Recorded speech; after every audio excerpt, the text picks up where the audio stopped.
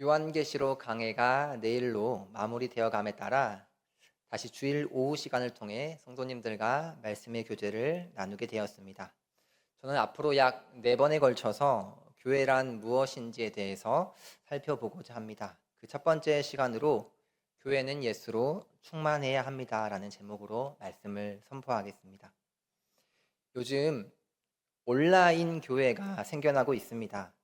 인터넷과 모바일 기기의 발달로 사람들이 예배당에 모이지 않고 유튜브로 예배를 드리고 문자나 전화나 영상 통화로 어떤 교회의 목사님과 신앙 상담을 주고받으면서 신앙생활을 하는 성도들이 생겨나고 있는 것입니다.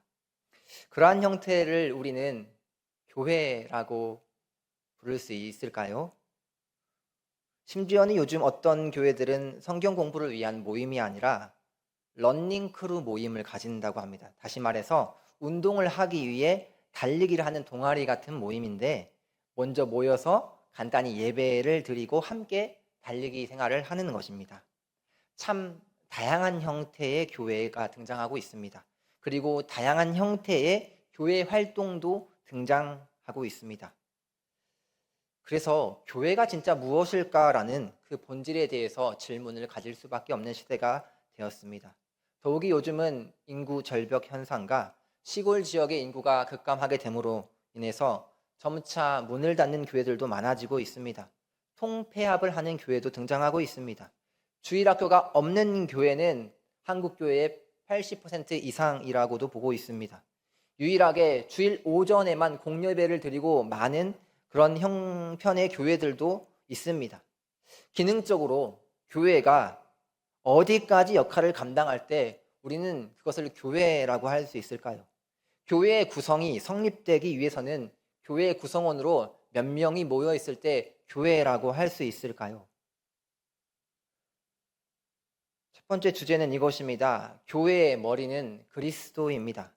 성경을 근거로 할 때 교회에 대한 다양한 정의가 가능합니다. 그런데 오늘 본문은 교회의 정의에 있어서 가장 먼저 교회의 머리가 그리스도라는 사실을 우리에게 분명하게 선포해 주고 있습니다.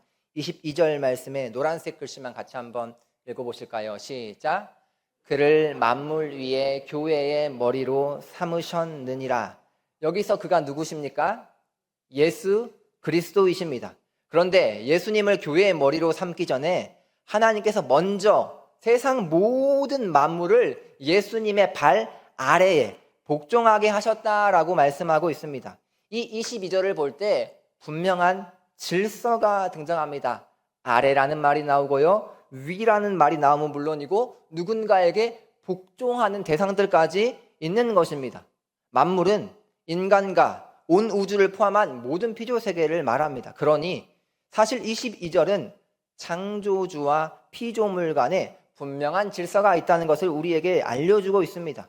모든 인간은, 저와 여러분은, 심지어 이 온 우주 세계는 창조주이신 그리스도 발 아래 복종하게 하는 것이 하나님께서 정하신 이치라는 사실입니다.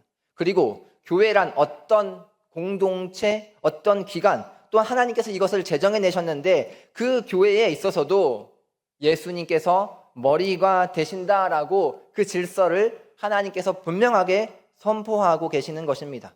그러니 우리는 교회란 무엇인가요? 라는 질문에 목사님, 교회가 있으려면요 모임의 공간이 필요하죠. 장소가 필요하죠. 그리고 그 교회를 이루는 구성원들이 필요할 거 아닙니까? 목사님과 장로님들이 계셔야지요 라고 말하기 전에 교회의 중심, 즉 머리가 되시는 교회에는 그리스도가 없이는 존재할 수 없습니다라는 고백이 우리의 마음속에 새겨지기를 주님의 이름으로 축복합니다. 예수 그리스도가 교회의 머리가 된다는 사실은 사실 교회의 본질, 교회의 역할, 교회의 기능, 이 모든 것에 영향을 미치는 아주 중요한 부분입니다. 조금 쉬운 예로 우리나라의 대통령이 누가 당선되느냐에 따라서 진보당에서 당선이 되느냐, 보수당에서 당선이 되느냐에 따라서 정책의 방향이 바뀌지 않습니까? 국가의 예산을 어떻게 쓸지, 미국과의 무역 협상을 어떻게 할지, 교육 정책을 어떻게 할지, 교회에 대해서 어떻게 접근할지 그 모든 것이 누구로 인해서 바뀌는 거죠? 누가 대통령이 됐느냐요. 마찬가지지 않습니까? 교회의 머리가 누구냐에 따라서 그 교회의 방향성이 결정되는 것입니다. 그것이 바로 머리의 역할인 것이죠. 그렇다면 교회의 모든 결정은 예수 그리스도를 따라야 한다는 것은 자명한 사실이겠죠. 그런데 오늘날의 가장 큰 문제가 무엇입니까? 교회의 머리 대신 예수 그리스도가 제도와 전통, 그리고 교회를 차지하고 있는 다수의 사람들로 인해서 예수 그리스도의 영향력이 나타납니까? 나타납니까? 예수 그리스도의 향기가 퍼져나갑니까? 못 퍼져나갑니까? 교회 안에 있는 그 무엇들로 인하여서 예수 그리스도의 존재감이 세상 가운데 퍼져나가지 못하도록 무언가 문제가 작동하고 있는 것입니다.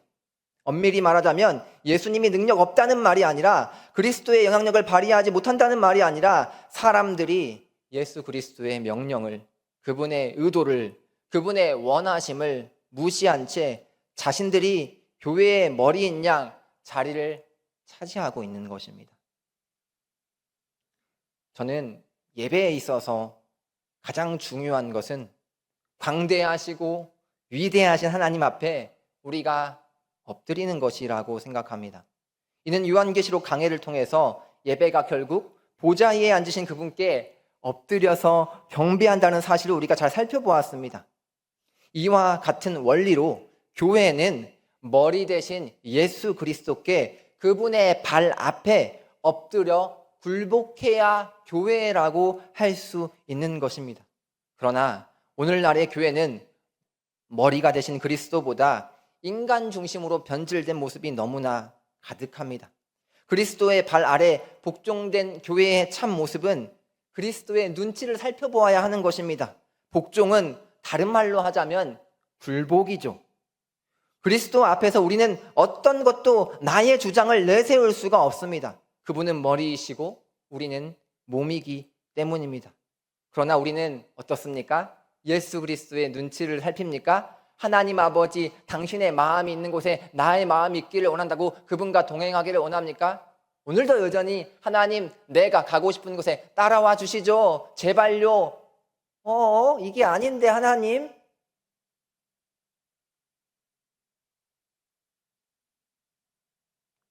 우리는 그리스도의 눈치를 살피지 않습니다.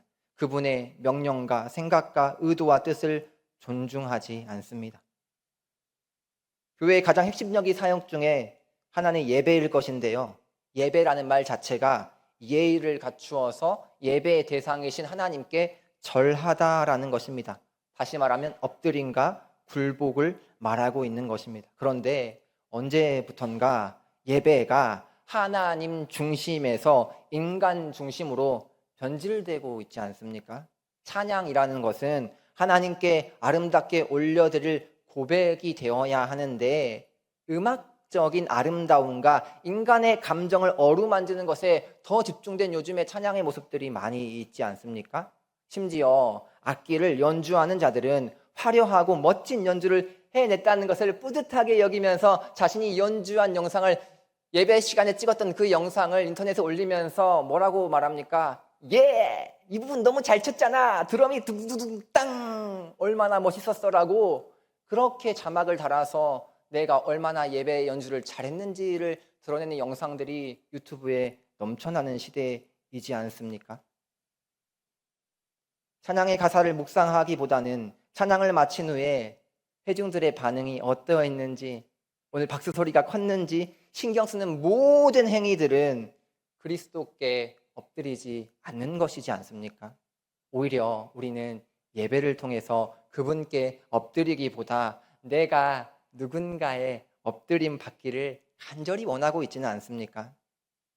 설교를 하는 목회자가 하나님께서 보시기에 나 오늘 본문의 근거에서 하나님의 마음을 잘 담아서 선포했나? 라는 마음을 갖기보다 이 설교로 누군가 상처받으면 어떡하지? 나의 이미지가 깎이면 어떡하지? 교회를 떠나는 성도가 발생하면 어떡하지? 라고 생각하고 있다면 그 설교자 역시 하나님께, 머리 대신 그리스도께 복종하지 않은 것이겠죠.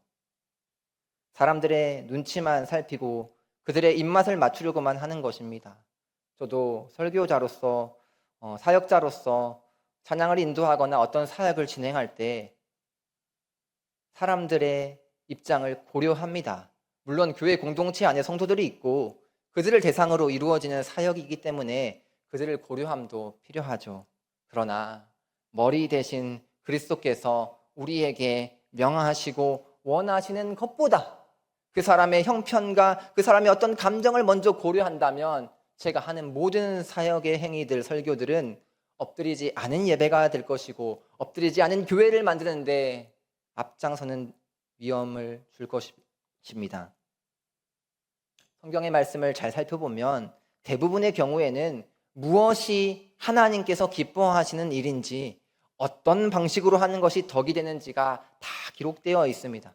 그런데 현 시대의 교회 안에서 우리는 인간 중심의 판단과 정치적인 타협, 그리고 봉사나 사역에 있어서 나의 방식을 주장하고 내 영역을 먼저 챙기려는 행위들이 있어서 매우 안타까운 현실입니다. 혹시 우리 경포교회는 어떠합니까? 머리 대신 예수 그리스도께서 이 교회를 향하신 아름답고 위대하신 계획이 있으신데 자꾸 우리가 꿈꾸고 원하는 방향으로 경포교회를 밀어내고 있는 것은 아닙니까? 교회의 중요한 결정에 있어서 내 방식과 내 주장을 내세우고 있는 것은 아니겠죠? 사람만 많이 모이면, 재정만 더 많이 늘어나면 뭐든지 오케이야 라고 하면서 하나님께서 중요하게 여기시는 가치들은 다 무시한 채 그렇게 사람의 입맛에 맞는 교회로 세워져 가고 있는 것은 아니겠죠. 성경 속에 그러한 예시들이 너무나 많이 있잖아요. 사울 왕은 전쟁을 앞두고 하나님께 제사를 드려야 했는데 하나님의 뜻을 묻고 응답을 받아야만 했지만 자기 마음이 급해서 선지자가 오기도 전에 먼저 제사를 드리지 않았습니까? 이는 질서에 대한 도전이고 자기가 주인이 되어 모든 것을 결정하려는 굴복하지 않은 사례였습니다. 아나니아 삽비라 이야기도 잘 아시잖아요. 교회에서 이루어지는 구제 활동을 통해서 머리 대신 예수 그리스도의 자비, 긍휼을 실천하려기보다는 내 이름이 이 구제를 통해서 높아지려고 사람들에게 칭찬받기를 원했기에 그 결과 죽임을 당한 것이지 않습니까? 시대의 변화에 따라서 얼마든지 교회는 선교적으로, 상황적으로 변모할 수 있습니다. 그러나 그 모든 변화의 중심에는 머리 대신 그리스도께서 원하시는 방향과 그 의도를 담아내야만 하는 것입니다. 이 시대의 문화의 변화에도 머리 대신 예수 그리스도의 중심성이 바로잡힌 경포교회가 되기를 소망합니다. 두 번째는 이것입니다. 교회는 예수로 충만해야 한다는 것입니다. 그렇다면 머리 대신 그리스도의 의도와 뜻이 교회를 통해 이루어지는 것이란 무엇일까요? 쉽게 말하자면 영혼을 구원하는 일, 하나님께 영광과 찬송을 돌리는 일이라고 정의해 볼 수 있습니다. 그런데 오늘 본문은 23절에서 이와 같이 표현하고 있는데요. 같이 한번 읽읍시다. 시작. 교회는 그의 몸이니 만물 안에서 만물을 충만하게 하시는 이의 충만함이니라. 잠시만요. 여기에 보면 교회는 너무 긴 문장이어서 이해가 어렵거든요. 쉽게 줄이자면 교회는 충만함입니다 라고 정리할 수 있습니다. 누구의 충만함이요? 만물을 충만하게 하시는 이가 누구시라고요? 예수 그리스도. 쉽게 말하면 교회는 누구의 충만함이에요? 이거 좀 생소하고 어려운 정의지 않습니까? 교회면 교회고 교회면 장소고 교회면 뭐지? 교회가 예수님의 충만함이래요. 그 충만함이 뭔데요? 쉬운 성경으로 한번 보실까요? 쉬운 성경 말씀 시작. 교회는 그리스도의 몸이며 모든 것을 넘치도록 채우시는 분이 계신 곳입니다. 영어 성경으로 한번 더 살펴볼까요? 영어 성경 보면은 He fills everything with His presence. 이게 뭐냐면 교회는 만물을 예수님의 임재로 가득 채운 곳이다 라고 합니다. 누가 있어야 가득 차요, 임재가? 예수님의 임재하시는 분이기 때문에 그분의 임재, 그분의 어떠한 것으로 가득 차는 것이 무엇이라고요? 교회라고요. 오늘 새벽에 살펴본 요한계시록 21장에도 이런 같은 맥락의 구절이 있었습니다. 21장 22절인데요. 시작. 성 안에서 내가 성전을 보지 못하였으니 이는 주 하나님 곧 전능하신 이와 및 어린 양이 그 성전이심이라. 잠시만요. 사도 요한이요, 성전을 보러 갔는데 성전이 보이지 않았대요. 왜요? 성전을 찾아주려고 했는데 어린 양이신 예수님 그분 자체가 무엇이 되니까? 성전이 되니까 굳이 우리가 생각하는 어떤 성전의 모양, 교회는 이래야 돼, 교회는 저래야 돼, 교회는 건물이 있어야 돼, 그것으로 못 찾았다는 거예요. 그 대신 누가 그 자리에 계셨대요?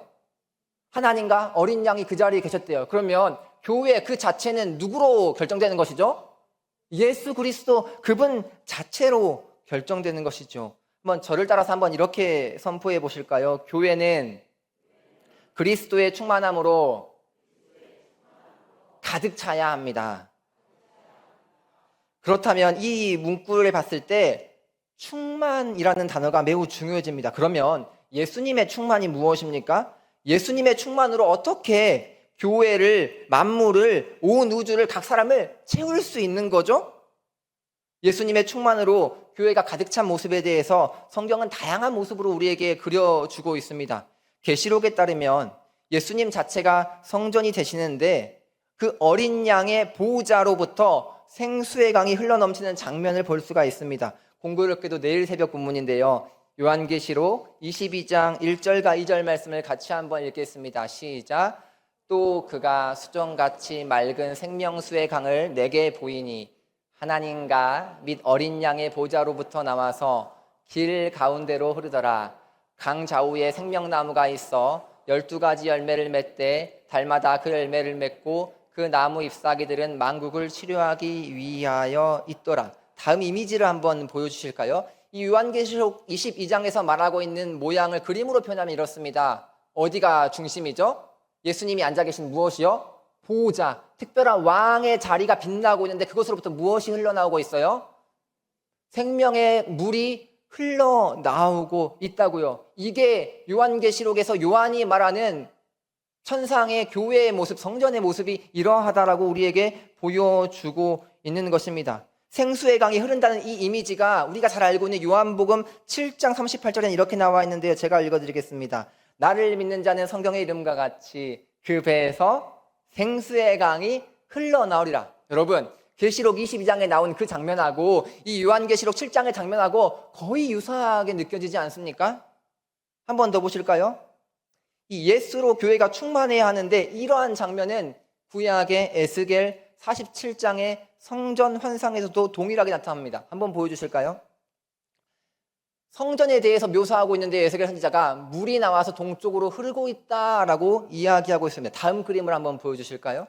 이게 에스겔 47장에 보여지는 성전 환상을 그림으로 표현한 것입니다. 여러분들 보시기에 왼쪽으로 보시면 성전 건물이 있고요. 그 건물로부터 물이 쫄쫄쫄 나오기 시작하다가 점점점 큰 강물을 이루는 장면이에요.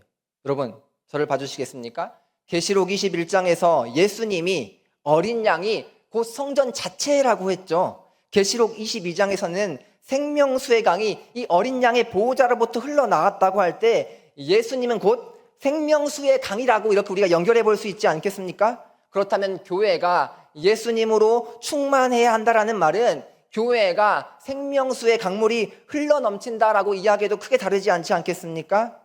그러면 이번 여름에 일부 지역에 비가 너무 많이 와서 물이 넘쳐나서 문제가 됐는데 교회에 이 생명수 대신 예수 그리스도가 흘러난다면, 넘쳐난다면 어떤 일이 발생하게 될지 궁금하지 않으십니까? 에스겔 47장 3절에서 5절 말씀을 한번 보시겠습니까? 아까 말씀드렸죠. 성전에서 흘러나온 물이 처음에는 발목에, 그 다음에는요 무릎에, 그 다음에는요 허리에, 그 다음에는요 사람이 겨우 헤엄칠만 하지도 못할 만큼의 큰 강물이 되었다고요. 이거 다르게 생각하면 홍수난 장면과 똑같지 않습니까? 그런데 그 결과가 어떻게 나왔는지 에스겔 47장 6절과 8절 말씀 보실까요? 파란색 글씨만 볼까요? 이 흘러내리는 그 수많은 물들로 인하여서 그 바다의 물이 어떻게 됐다고요? 되살아나리라. 성전에서 나온 물은 강물이었습니까? 바닷물이었습니까? 강물이었겠죠. 근데 그 강물이 그 강물보다 더 큰 무엇을요? 바닷물이 오염되고 더러워진 것을 되살아나게 한다고요. 여러분, 교회에 예수님이 충만하면 어떤 일이 벌어지는지 아십니까?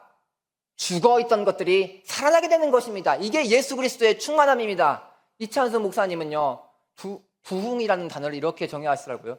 부흥은 사람의 숫자가 많아지는 것이 아니라 죽어있던 것이 살아나는 것이 부흥이다. 그러면 그 부흥은 누가 일으킬 수 있습니까? 누가 행하십니까? 누가 가능하게 하십니까? 오직 예수 그리스도가 머리된 공동체 안에서 그분의 영향력과 그분의 말씀이 성도들에게 교회 안에 영향력을 미칠 때, 활개치고 다닐 때, 그분의 향기가 넘쳐날 때 생명이 살아나는 놀라운 일이 교회 안에 펼쳐지는 것이지 않습니까?